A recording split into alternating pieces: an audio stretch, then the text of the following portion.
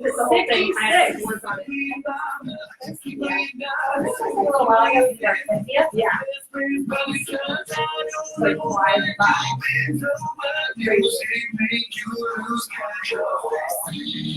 I should mark how long I was in by episode. That's how I feel, seriously. When did I sign on to Piper Music? July 7th was my cousin's wedding. Your first paycheck was on August 15th. Wow. When are we at home? A year ago in July. So my cousin's wedding is the 7th. And Liz called and she's like, you need something like Ashware? I'm like, alright, Trash, can you tweet that? Yeah. What up, everybody? It's episode number 66 of the Epic Love Radio Show. Hey! You can follow us on Instagram, on Facebook. You can watch us live. Check us out, or you can listen to playback on Spotify and iHeartRadio. Tonight, our special guest, the one and only DJ Jason Fisher, our sound engineer. We're looking forward to a great show. Stick around, folks.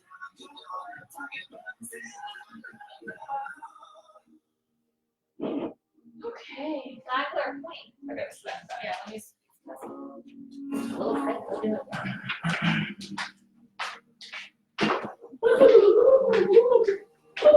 I do like that angle. I mean, it's a little further away, but what's going to be funny is actually this is a great angle. If Jason's on doing his thing, but it's going to be fun. There's going to be nobody manning the soundboard. Oh, yeah. I suppose that's true. You need a stand. You need a cardboard cutout.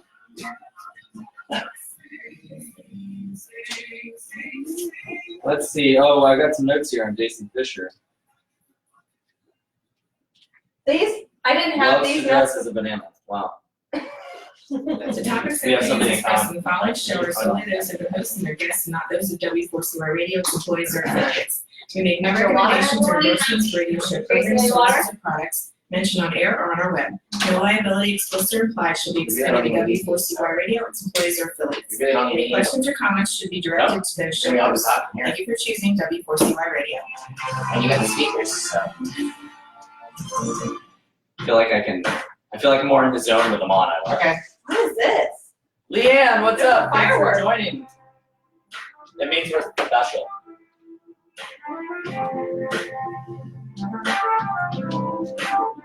Oh, I gotta share through. Do I get it in the water? Quick. Oh, water. Yeah, over there. I'm not over there. Oh, you're gonna do it from right there. Yeah, I have to. Right here. That's why we're at this angle, Travis. And we're on, so just. Welcome to the Epic Love Radio Show, where we are sharing inspiring stories of love through action. I like the way I said inspiring that time. That had a little more kick to it. Inspiring. I feel like a little bit of what's that actor? The actor who played. Oh my goodness. Darn it, I can't think of it. Well, this is a movie. I know, it's terrible. There's lots of actors here. I'm having a total brain fart. So here we are, episode number 66, and it's going to be a fantastic episode. Thank you for tuning in. We got an incredible story to share tonight. Thank you to everybody out there in Facebook land. Hello. And Mr. Bob Kaywood, Leanne Soup, thanks for tuning in. We've got a very special guest this evening. You know his name already. Or maybe you know one of many names. And we will get to him in just a second. But to my right, I have two very special ladies. I have the one and only, my lovely co-host traveling through the universe here in paradise. The one and only, where's Blair, ladies and gentlemen? Hi, everyone. Here she is to save the day. And to her right, in the blue corner, the assistant director of Piper's Angels Foundation, all the way from Southern California. Ayana Sugarman. All right, and for our special guest this evening, he is the king of dad jokes. He is quite the dad himself. I'm sure we'll get into that. And he is the headlining story of action and violence and forgiveness tonight. He is our sound engineer, DJ. Whatever the name is this week. DJ J Rob. Okay. Jason Fisher, ladies and It's gentlemen. a new name every week. Woohoo! Mr. Are we Kingfisher. doing the jokes? We're doing them. Oh, wait, Kick it off. it's a joke. So we have two of them, so you can either go animal or general. Ah. Oh, animal. General. I have one vote for animal. Animal. Alright. I'm outvoted, even if I go general. I'm done. Alright. So do you know that giraffes can actually grow more than 18 feet? What? Yeah. Really? They can actually grow more than 18 feet. Wow. I only know them to have 4. Woo! There it is. Man, that one slid right by. Okay, Okay, what's the other one? alright, so this may take a little bit of writing down possibly, so No. what's race car spelled backwards? Race car. Okay, what's race car upside down? Race car. Expensive. That was good. Got it. I like it. Got it. All right. Well, you guys need to talk while I'm trying to get this Facebook to share through. Oh, great. Oh. Okay, fantastic. Well, thank you so much for being here, everyone. Like Travis said, we have another. What do you mean to Tammy? Oh, okay. Hi. That wasn't disruptive at all. We have another amazing guest this evening, which just happens to be our sound guy, Jason. So we are going to tell his amazing story here coming up. But we just want to say thank you to our sponsors. As always, we are sponsored by the Piper's Angels Foundation for Cystic Fibrosis, along with our other sponsors that make all of our events at the foundation happen: Bahama Boat Works, Seacor Island Line, Certera Wellness, Margaritaville, Hensler Financial, Vertex Pharmaceuticals, Halo Talks, Flying Fish Board Company, ABC Financial, HCI Healthcare Institute, Dixie Vodka, Respirtech, Peter Marcus Coaching, Towel of Stoke, Tinker Oil, Power Design, and Vertical Bridge. Thank you all so much for everything you do for the cystic fibrosis community. What a rundown. Nice job. I think you should take that part over each week. Okay, cool. You have this mellifluous, like, angelic voice that delivers it so well. Okay, define mellifluous. I'm gonna say, at least he didn't say Maleficent. I was like, that's what I was going to. Mellifluous. M-E-L-I. Did I say spell?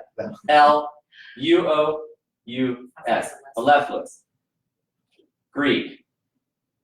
Mellifluous means sounding smooth. Oh, okay, thank you.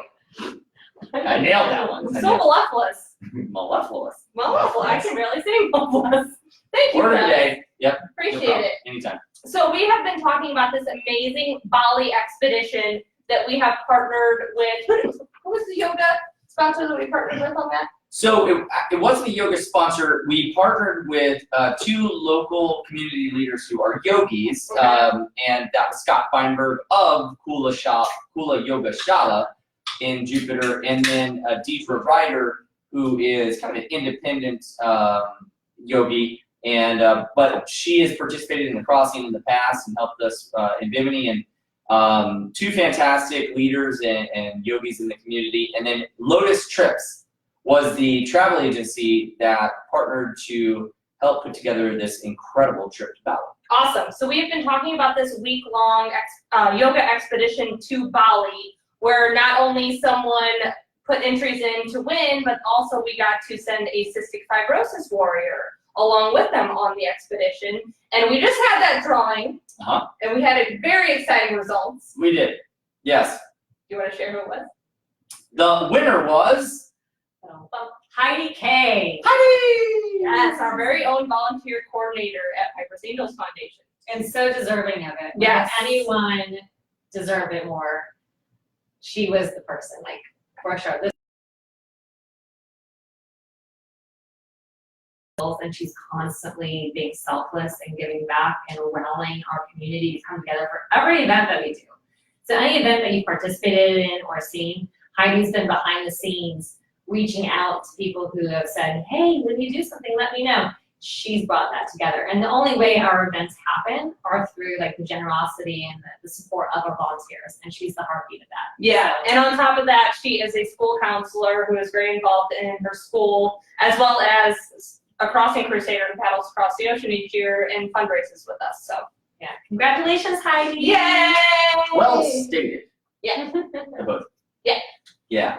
It's fantastic. It's really she is absolutely deserving of it. And the nominations for the CF Warriors that have come in, we had a few, and each one of them was a tremendous story in themselves. And a couple of them ultimately were denied by their doctors to participate because of the extensive traveling it takes to get to Bali.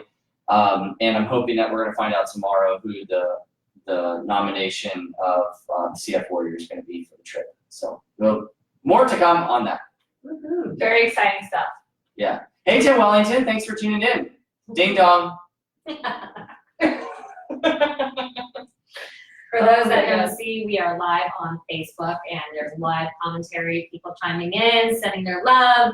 So oftentimes when we say some silly comments back, we are responding to the love that we're getting online. Yes, and we so appreciate all of the interaction. And my wife is watching too. Hi, Hey, wifey. Heidi Fisher. Hi, Awesome. Melissa. Oh, man.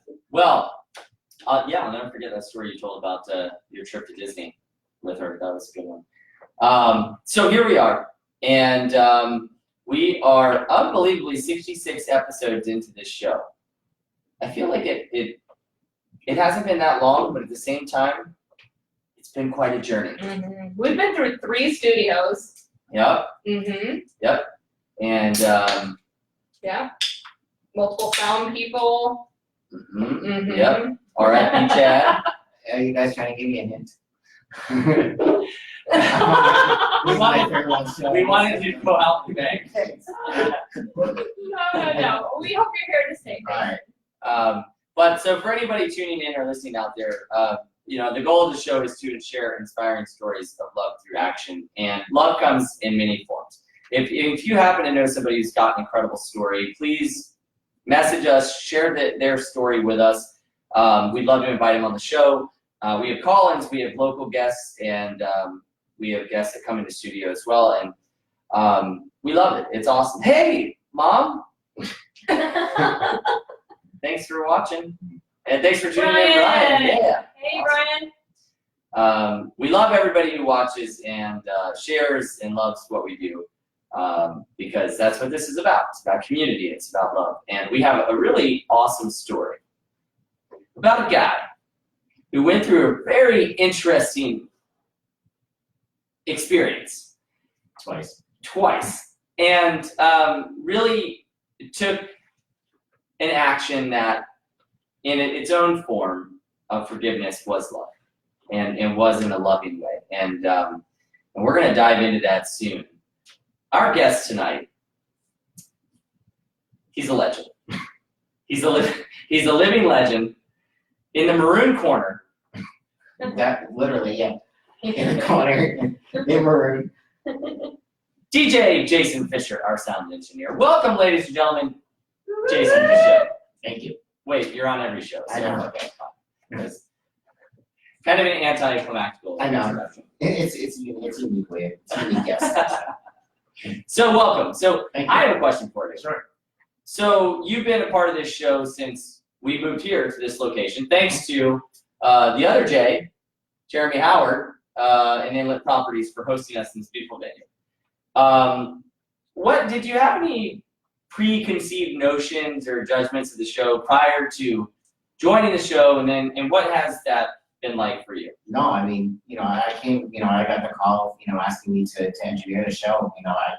I hadn't known anything about it, so I came in on the training day, watched your show in Wellington, and just got to know the two of you, and just was excited to be a part of it right away. Just the energy, the mission you guys have, and everything like that. It was a really cool, opportunity, and just the guests that you guys have had on, is just in the studio. It's been, it hasn't been. I think it's one of those things where, it's just like, you go and you either have a job, or you have, something you enjoy. This isn't work. Yeah. I think that's one of the awesome things with W4CY as well, is that even when I had my own show, it wasn't work. It was something that I enjoyed doing. Right. So, Yeah, awesome. this is definitely something we enjoy doing Yeah. every week, you know. You have to. It's 100%. I mean, it's you know, it's almost, you know, it's a little bit selfish because I love coming here and I love doing this, but Mhm. I also get the opportunity to connect with other people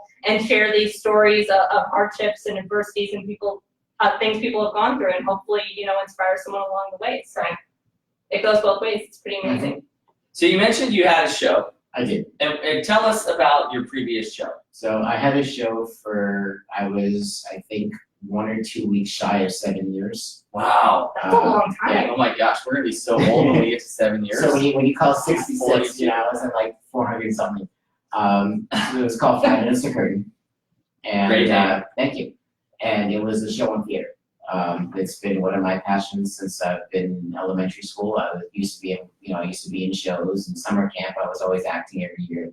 One of my electives was drama. Hmm. And then when I moved down here, I just decided I wanted a different aspect of it and decided to be a theater critic. I had a couple of theater mentors that I was working with. I had a critic that was a mentor for me, plus a artistic director who actually allowed me to go backstage and, you know, sit with the stage managers and go through the lighting cues and everything like that. So you can really see what goes into a full production. Yeah. And where'd you move from? New Hampshire. Oh, okay. I don't think I've ever known anybody from New Hampshire. Now you did. Wow. Great ambassadorship. Thank you. Great state Go visit New Hampshire. Just not in the winter. Yeah. Way too cold. And Jason, you and I think connected right away because I love Broadway and I love musicals, and so we started talking about that, and you know, we developed a relationship very quickly. And you're my pain in the butt, and I know I'm your pain in the butt here, so that's good. I love that about us and our relationship. So we've been really happy to have you on board. Thank you. No problem. Yes, children. We are children. We always have. For sure.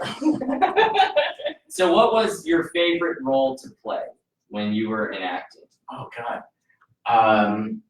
I think it was actually a role that I wasn't originally cast for. That the person that was originally got the role couldn't do it, so I stepped in. I played Audrey 2 in Little Shop of Horrors, The Plant. But it was a summer camp. It was a summer camp production, so it was actually like, you know, you could see me, not the in a normal production. There's a puppeteer and then there's a voice behind the stage. Yeah. But Oh, in summer okay. camp, I was both. So I Gotcha. did all the leaves plus the voice. So Is there a video of this? I don't think so. Damn. Yeah. I know. Liar. No, I don't think there really is. I really don't think there is. Maybe a photo. Probably somewhere. Oh, we gotta see I this. have no idea where it In the is. archives. Yeah. So Nice. That's a different one. So. That's different. it's one of my favorite shows. Just, you know, I love the movie. So the remake, I should say, I haven't, not the original. Yeah. And I hear you're also a Disney fan. No, not a Disney fan. It's more like a Disney nerd. It's I'm past the fan. It's- Fanatic. Yeah, fanatic. It's the nerdum. It's nerdum. I mean, you know, the back of my phone, you know, it just shows. He's got I've Jafar, on the back of my phone phone, case. so. Him and his wife are pass holders at, is it Disney World or World. Disneyland here? Disney World, and they go quite often. They take their son Jordan, who's he even a year old yet? Yeah, he's 16 He's months a year. yesterday. Wow. Or yesterday. Yeah. So it's incredible. He's been like 5 times plus 2 in the womb. So More than me. That's crazy. I haven't even been. Right? Yeah. Yeah. And to show you how passionate Jason is about Broadway musicals as well, you went to New York and you did 9 plays in 6 9 days? shows in 6 days for our 9 1-year anniversary. Wow. Shows in 6 days. We doubled up on Sunday, on Wednesday. I think that was it. Yeah, Sunday and Wednesday. That's a great trip. It was phenomenal. Yeah. Which was your favorite show? Bronx Tale. Bronx Tale. Yeah. I don't know if I know. Of all time or that week? No, just that week. Just that week. Just that week. That was phenomenal. We also saw Aladdin while we were there. So we sat 3rd row for Aladdin. Ooh. We got a backstage tour, and then I actually got to meet Jafar, who was the voice in the movie. So he was the voice in the movie. Really? And he did it on. He's doing it on. Oh, That's wow. So I actually, and I hate to say the word, I stalked him for a week to try to finally get to meet him the entire time we were there. And it worked. It paid And off. I got to meet him. So Way to go. Way to go. So since we're on the topic of this, I think we should go ahead and talk about what you're working on right now, which is you're trying to develop a website that's gonna allow kids to be their own theater critics. It's not just kids, although I would love kids to be able to do that, Mhm. but it's anybody. There is a website in New York that currently does this. Mhm. And basically what it does is it allows anybody to sign up for free. They go see a show and they can rate it. It's anywhere from 0 to 100. But the best thing about this is what it does is it also provides the website for their box office and everything and all their hours and ticket shows. Mm. So it promotes and gives everybody the information about a show. And you know, all too often we see theater reviewers who are professional and give their professional reviews. And when I first started, I used to read reviews down here and be like, I had no idea what they said. I was like, well, did they like it or didn't they like it? And I try to do my reviews in layman's terms so anybody can understand what was great about the show. And but what I want to do is I want to be able to get that availability out to anybody that sees a show, and just to be, this is what the show is. If you want to see a show, or if you want this, go see this. If you don't want a show, don't see this. And it gives a much wider range, Right. for people to get information about a show. Yeah. That's cool. What was the specific inspiration for that? Just because it's I've always talked to kids when I'm in audiences and young, and not just kids, but young adults, and they're in the drama department for for a school or anything like that, and I'm always saying, if you ever go see a show, please send me the review and I'll put it up on Facebook, I'll put it up on my page, and they never do. If I could just give a card and say, this is the website, go to it, there's, you don't have to do this whole professional thing. You can just type it, whatever you liked about the show. I feel it wouldn't be as intimidating. Yeah, right. So. And your goal is to kind of keep kids interested and people in general interested in theater, because it's kind of something that's. It's so important. Yeah. And it's also therapy. Yeah. And it's, I had a lot of things happen when I was growing up, and for me, I was always able to find a Broadway show that had something to do with what I was going on, and it wasn't, and I didn't always have the avenue to be able to go for therapy or have anybody to talk to, but I could always sit down, find a show that I loved, and just listen to it or sing along with it, and just, bring me back up to where I needed to be. So. And the arts is just going down and down and down in the country, just so much funding is going away. Right. And we need to keep that aspect available for young adults. Right. Yeah. I agree. Now, do you like to sing? I do. And what do you like to sing? Broadway. It's, So give us a little number. Oh, man. That was not part of the discussion we had. That is not in the notes, Travis. You did not agree with that. We can warm up. Go ahead. Take your time. Okay. Do, re, mi. I think your wife here says you're supposed to be singing. No. Singer, I love song. So recently you've been through a lot and you've had a lot going on. So, and that's what you really wanted to come on the show and share with us and talk about today. So let's kind of go back to, so you were robbed at gunpoint, but this was the second time. This was the second time in 6 months. In 6 months you had been robbed. Was the first time at gunpoint as well? Yeah. Okay, so So, and let's talk about the first time. So the first time was May 25th, 2017. My assistant store manager and I was actually just an employee at the time.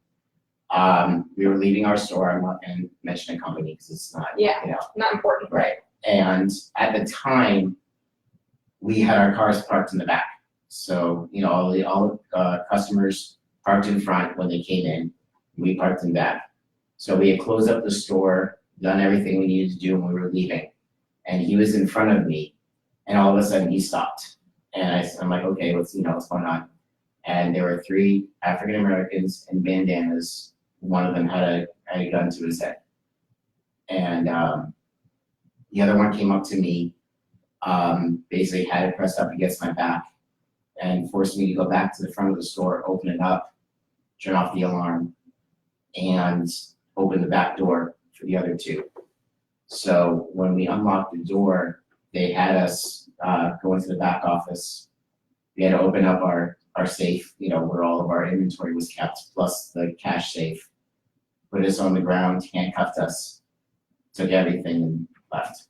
But we had, this is unfortunately, this you can see on YouTube. The security footage is actually on. I won't watch it.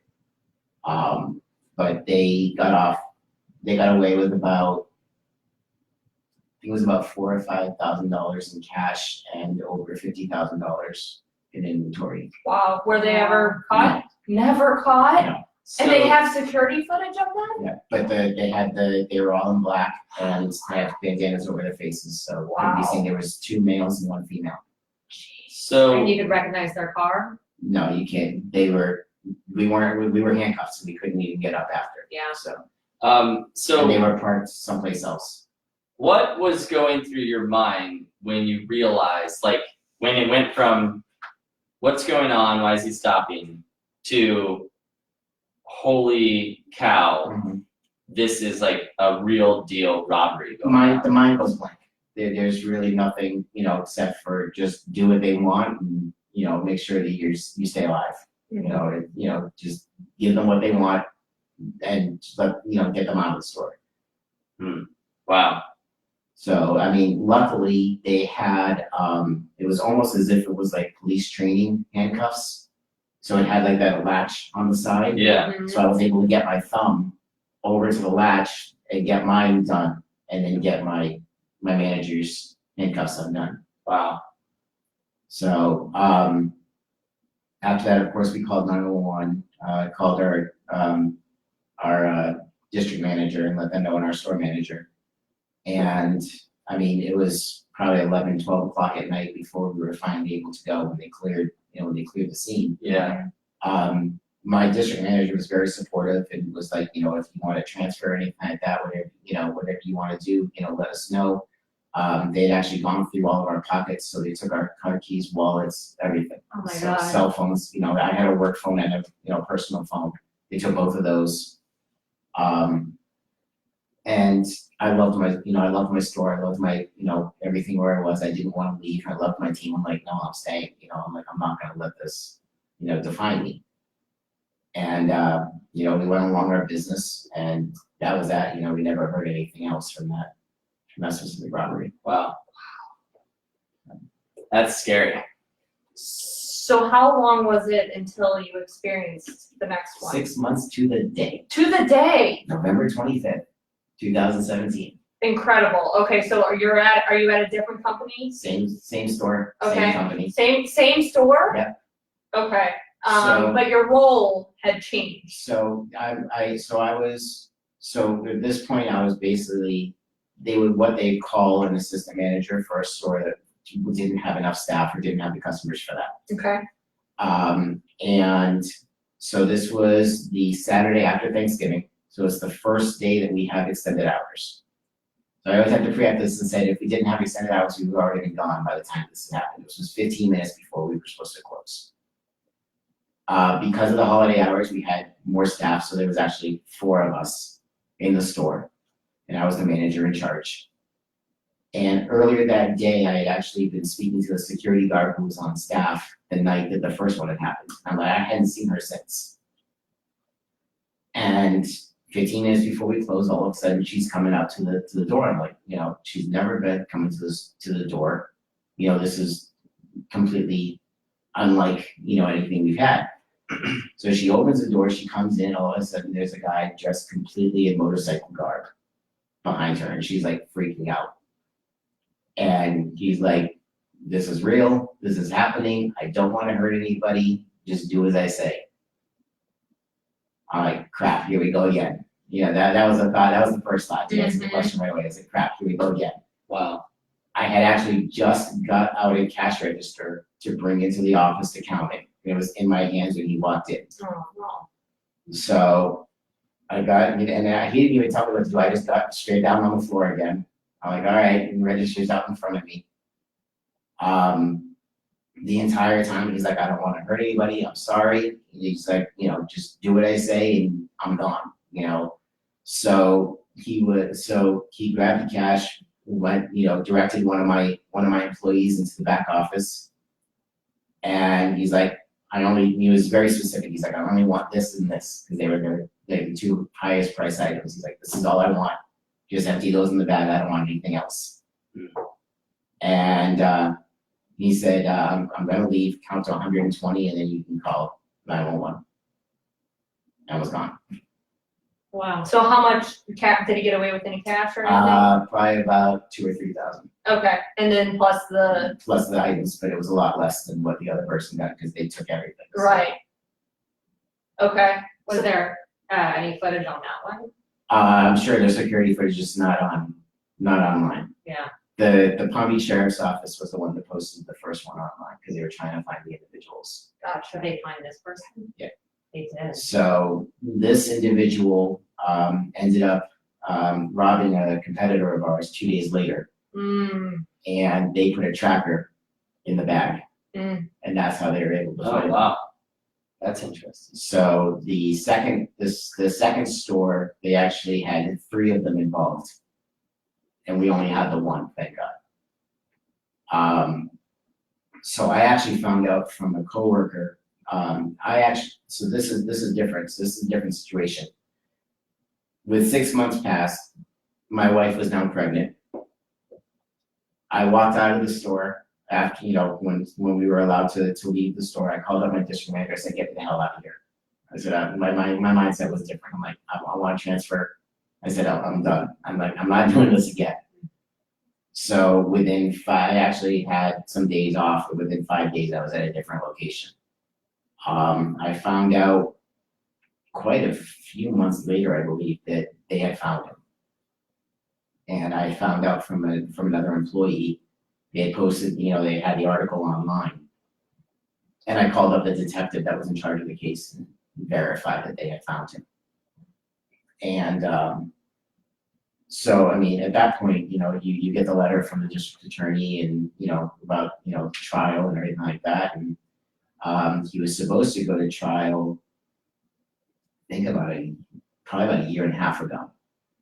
And every single time the court case was coming, the defense was doing a right of continuance, which basically allows them more time to be able to gather up their case. They done it 3 times. So it was basically an additional 18 months that we had to wait for the trial to actually go through. And the week after Melissa's birthday this year, so it was the second or third week in April, was the actual supposed to be the court case. And they said they're not going to be able to do another right of continuance. This is going to be happening. So I came back from Disney and I was on basically a 2-hour notice. I was working for a bank at this time. And, you know, I called the district attorney and said, I'm like one of the only tellers here. I'm like, I can't just leave. They're like, well, you have to. If you get a call, you have 2 hours to be at the courthouse. You know, that's, you know, and it was a 2-week call. It's almost like jury duty. You know, you're on jury duty for, like, say, a 2-week notice. You're on a trial notice for 2 weeks on a 2-hour call. Didn't hear anything. I'm waiting like 3.5 weeks. Didn't hear from them at all. So I finally called the district attorney. I said, what is going on? Like, why I didn't get a call?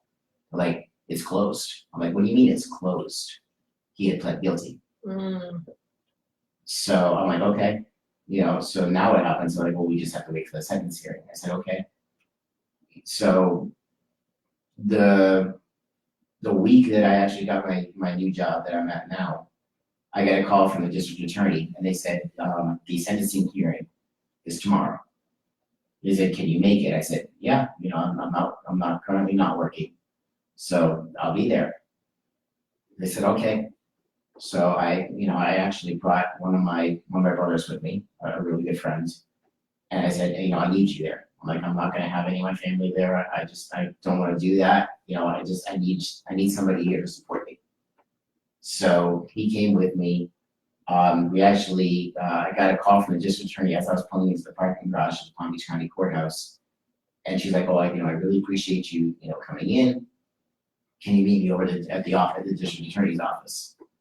So I went over to the office and she's like, okay, we're gonna go in, I'm gonna call you up, you're gonna ask questions. I'm like, wait. I'm like, what do you mean, I didn't know that I was gonna be, quizzed. Yeah, you just thought you were just I coming thought I was to there just- spectate. I thought I was there just to watch the sentencing. Yeah. So she goes, no, we're asking, questions and everything like that. I went, okay. So we went in, there's a whole bunch of people there and everybody was for him, for the defense. And I ended up being the only witness and the only victim to be able to be there. And I was brought up, as the last person from the prosecution side. And the judge actually, when the prosecution finished their questioning and the defense didn't have anything to ask, the judge actually, stepped up and she said, I have a question for you. You don't have to answer this if you don't want to, but I'd appreciate it if I could get your opinion. I said, okay. She goes, technically, according to the scorecard, he's eligible for 25 years. Because he was 18 at the time of the crime, the defense is trying to go for a youthful offender defense, which would only give him 6 years, plus he'd have therapy and stuff like that to be able to help him rehabilitate. She goes, what's your opinion? And it's the first thing that came to my head. I said, I don't mean to be rude. I said, but that's not my job. I said, you're the judge. You're sitting behind there. I said, he's human. He made a mistake. I said, as long as he is punished for his crime, I'm good with it. Whatever you give him. And the prosecution had said, I need to be able to go to sleep at night with what I've done. 25 years is too much. He's a 20-year-old kid. We just can't see, I can't see it happening.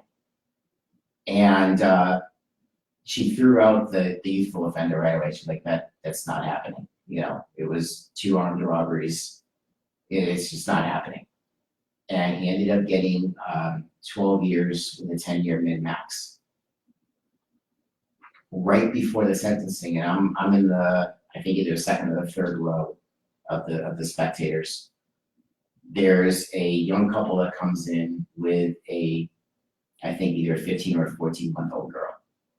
I come to find out that it's his daughter. And I lost it at that point. I'm like, I can't, this completely changed everything, for me. So I actually I came home, I sat down, thought about everything. And I was like 5:30 at night. And I called up the district attorney's office and I left a message with the prosecutor. I said, I need you to call me in the morning. And just left it at that. I didn't explain anything. I said, I just need you to call me in the morning. She called me in the morning. And I said, I know this is gonna sound really weird. I need to meet this guy. And she's like, okay. I said, I need to forgive him. And she said, okay, I'll talk to the defense and see what I can do. I said, if the defense attorney wants to call me, he can call me. I gave her my number. I said, you can call me. No problem. So I got a phone call the next day. He already agreed to it. We just got to find out what time. While she was on the phone with me, she got a message saying, I need you at the courthouse in an hour. It's going to be right in an hour. So I called up my mother-in-law, who had my son, and I said, I need you home right now. They were actually right by the courthouse. I said, I need you home right now. I need to take you and Jordan to the courthouse. We need to go. She said, okay. So we got in the car, went over there. We met in the same courtroom where he was sentenced.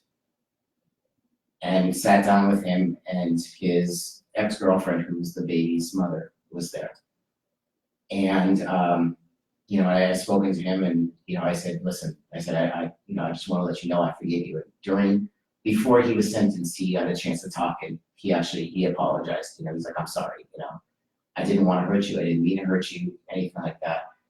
He was very, very, real when he was talking.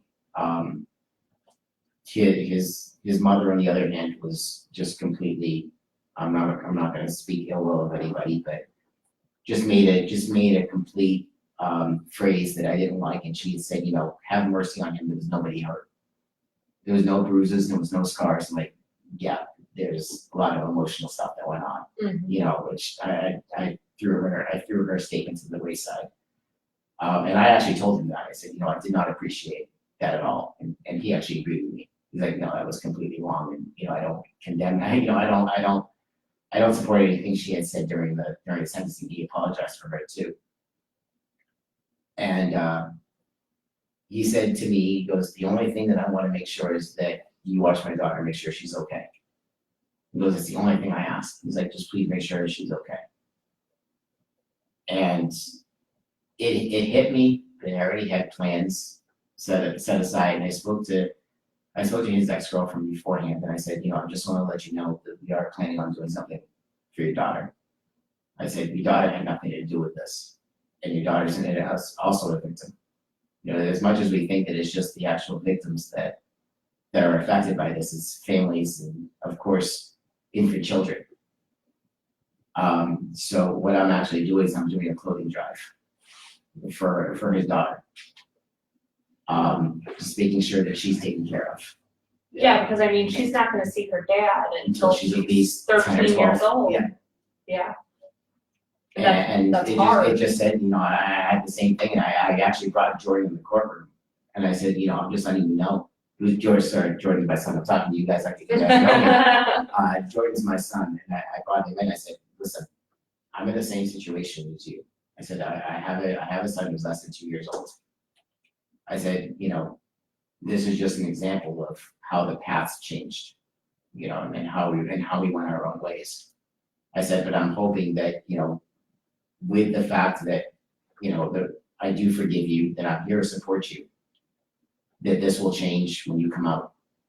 And I actually gave his ex-girlfriend my address, and I said, I want you writing me. I want to know if you're okay. And I said, if you write me, I promise you I'll write back. Wow. I haven't heard from him yet, but I know that, you know, this is still a transition period. This has only been a month. Mhm. You know, so he's still transitioning into, you know, where he's staying for the time of his sentence. And I actually sent a text message to her a couple weeks ago. I said, you know, did he get the email? She's like, yeah, you know, did he get my address? And, you know, it's just, there's been so much going on in the past 2 years that just been bottling up. I was a lot angrier than I had ever happened. I snapped a lot easier. And the day after this, I woke up just completely different, just completely different. It was amazing. So what made you decide to go ahead and meet up with him and forgive him? Was it that you wanted to let go of some of that anger, or was there a lot of things? A lot of it was that I needed to let go, and I needed that closure. You know, another thing as well is that I'm Jewish. We have during high holiday season, in between Rosh Hashanah and Yom Kippur, we have that 10 days of awe. And in that time, we actually, as the sinners, have to go and ask for forgiveness. And we have is what we call a midrash, which is like a teaching, that if we don't forgive the forgiveness, if someone says, you know, will you forgive me, and you say no, you're now the sinner, and you're now the one who takes it on. And, you know, so we always have to, you know, we always have that, okay, we have to forgive those who trespass against us. And I just felt that was something that I needed to do. So. That's a really beautiful story. Did it have anything to do also, you wanted to forgive him with the way that he behaved in the courtroom and apologizing to you and just seeing the realness that was coming from him? I mean, At that for me, just his realness, you know, the way that I saw it, you know, you never know whether it's I hope it was not an act. Right. But it was more vindication, you know, and it was there were stories that I heard during the sentencing hearing of his past and what he went through, whether it was, you know, real or embellished, that just you know, he went through a lot of crap. Mhm. You know, just as I did, but it was completely different. Mhm. And you know, it happened. You know, I want to put that sh in front of that. It happened, but it happened. You know, Yeah. and as I said to the judge, I said, he's a human. He made a mistake. Unfortunately, it's a capital mistake, but it's a mistake. Right. And you know, you know, just as a little child would make a mistake and go to his parents and say, "I'm sorry." You know, you can't. For me, I can't carry that for the rest of my life. You know, and say, you know, I'm a victim. Right. I mean, I will always be a victim, but I don't want that. I don't want that label and carrying, and you know, and that weight carried on. Yeah. It's crazy that you were the only one who showed up. There was one of my employees who just, you know, from the beginning just didn't want to be involved. We had that option. Yeah, understandably so. I can see how that would be. Yeah. Yeah, totally. So, but you know, Especially after so much time had gone by, to rip that Band-Aid off. Like, Yeah. the scab and Right. just kind of process. it was difficult, you know, each time that the court date was coming up, and then all of a sudden, you know, we get the call saying it's a right of continuance. We're like, come on, now we gotta live through it again, you know. And I you know, first off, I have to thank the Palm Beach County Victim Services. I had an amazing counselor who helped me through everything. I was actually during the counseling, I was actually on paternity leave. So during that month that I was away, my counselor was actually helping me through, you know, different customer transactions. Because if a customer started to get upset, I was starting to have a panic attack, you know, because I was like, okay, what's gonna happen? Yeah. And I couldn't do it, you know. I was actually more worried about how I was gonna go back to work. And I actually had an awesome advocate as well. And I've been told, and over and over again, it's a unique, you know, situation that I went through, that I actually got to meet him and forgive him. And they've actually asked me to be a speaker for, like, when they have like the Victims Advocate Month and stuff like Wow. that. So That's great. to tell my story. It's so, there's so much power in forgiveness. And we often think it's the person who's receiving the forgiveness that's that's most affected, Mhm. but it's not true. It's both sides. It has to be More- both sides. It really does, because if you just say, I'm sorry, and okay, and the person, you know, and the person that you're saying I'm sorry to, or that I forgive you, doesn't really know that it's real or not. Yeah, he could be like, okay, I'm forgiven, but you still have that grudge going on inside. But if you have to mean it. When you say I forgive you, you have to say it. You know, you have to mean it when you say it. Otherwise, it doesn't do anything. Right. So you're doing this incredible thing now, and you're doing a clothing drive. So what are you doing for that, or how can we support that, or So how right can we get now- hold of you? So right now she's, I believe, 14 or 15 months. I can't remember if she's a month older than Jordan or younger than Jordan. But I did speak to her mother, and she's looking for 2T and 3T clothes. Okay. Of all kinds. So, you know, pants, shirts, you know, pajamas, you know, shoes, you know, sneakers, stuff like that. You can reach me. I'm hoping through your show. You know, that's one way to do it. You can email me. It's flcurtaincall@yahoo.com. And just let me know, you know, what you're looking to do, and I can, you know, figure out a way to meet to pick it up. I do have a friend of mine, thank you so much, that has already said, listen, I have a whole bunch of extra clothes. She's giving me like a whole box full of clothes for her.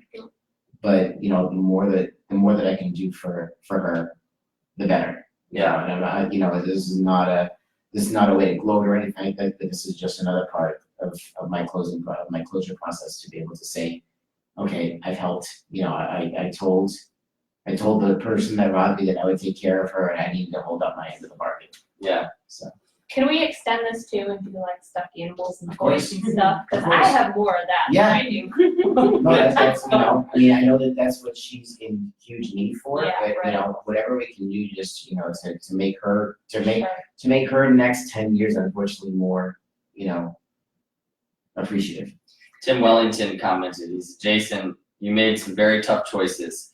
I commend and support everything you did. Being a victim of similar situations at my job, I understand how you feel. It's tough.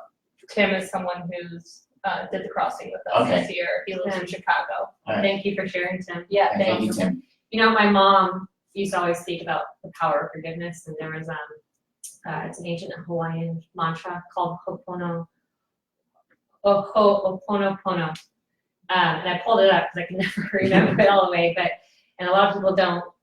I encourage anyone to look it up because it's incredibly powerful for the self. But it's I'm sorry, please forgive me, thank you, and I love you. And it's first place, to forgive yourself for sins you have done, and then to forgive others. Mhm. But the first step 1 is repentance. Step 2 is ask for forgiveness. Step 3 is gratitude. Step 4 is and a place of love. Nice. We should share that on the page. Yeah, that's beautiful. And you've definitely inspired me to take a different approach to things. I tend to be very hard and hold grudges. And when I heard your story, it really touched me. And I think that, in the future I'll think differently about situations. I haven't been through anything like you've been through. It was difficult when I was first, talking to people about what I was going to do because, they're like, well, how can you forgive somebody like that did that? And, it's, my mom was even questioning me. She's like, why are you doing this much? Like, I need to do it. I need to do it for me. It's not to, to say, oh, this isn't such a bad thing or anything. That I need to do it for me. Yeah. So. I told you to let that stuff go there. Hey, Hold no, that grudge we're not on you. making this about me. I'm sorry. Just saying. Let it go. Let it Well, There you go. Sing it. I actually hate that song. So. Oh, come on. well, thank you to everybody who tuned in this evening. We appreciate the love and support, and thank you to our amazing sound engineer, Jason Fisher, for sharing his inspiring story of love through Thank action. you. Yes. Quite an inspiring story, and yeah, we'll see you next week. I will be here. I promise. Yeah, please, if you have anybody who has an inspiring story of love through action you want to share, send them our way. We'll keep promoting the positive, and we'll see you next week. Bye-bye. Good night, everyone. Good job, Jason. Was there you said the moment for you is when you saw his daughter come out the door, and all of a sudden you're like, he's just a father like me. Yeah. And he was struggling, and you know that feeling.